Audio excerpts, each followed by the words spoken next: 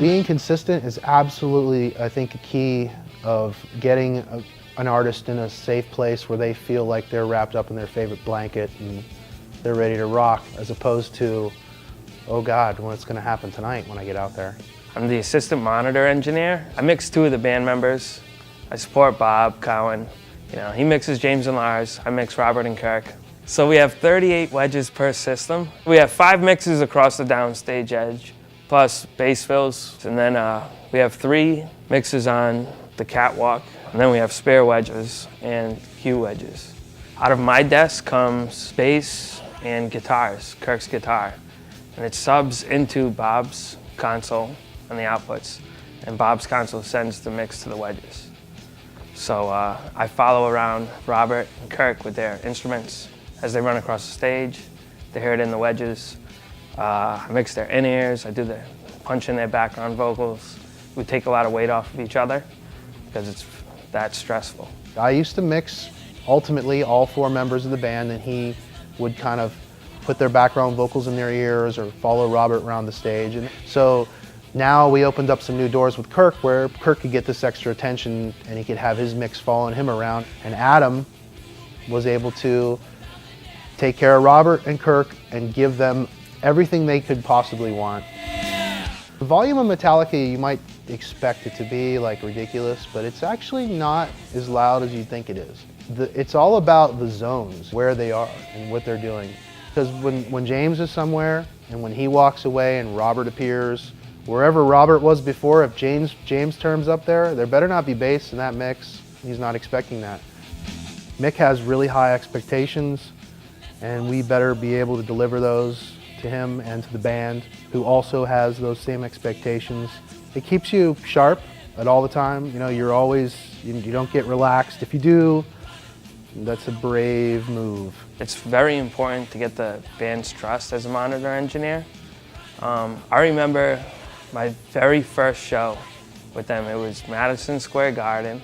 It was the first night. Man, I was nervous.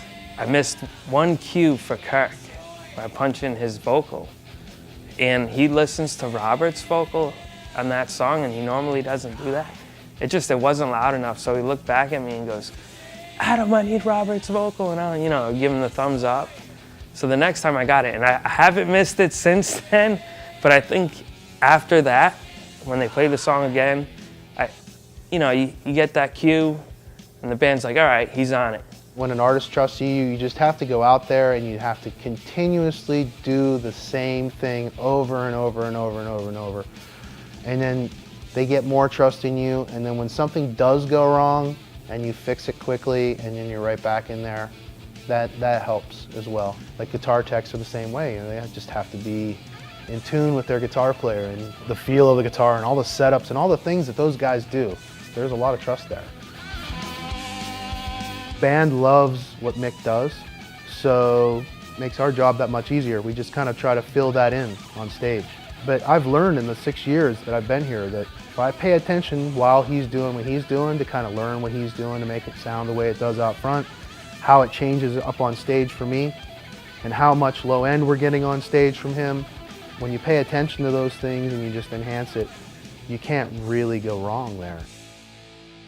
Sometimes James will be singing and then there'll be a pyro cue with a bang, and and for me, I'll just mute. I have a button that I hit that mutes everything that I want to mute at that moment. But they hear that bang too, so they don't want to hear that coming through the microphones into their in-ears, right?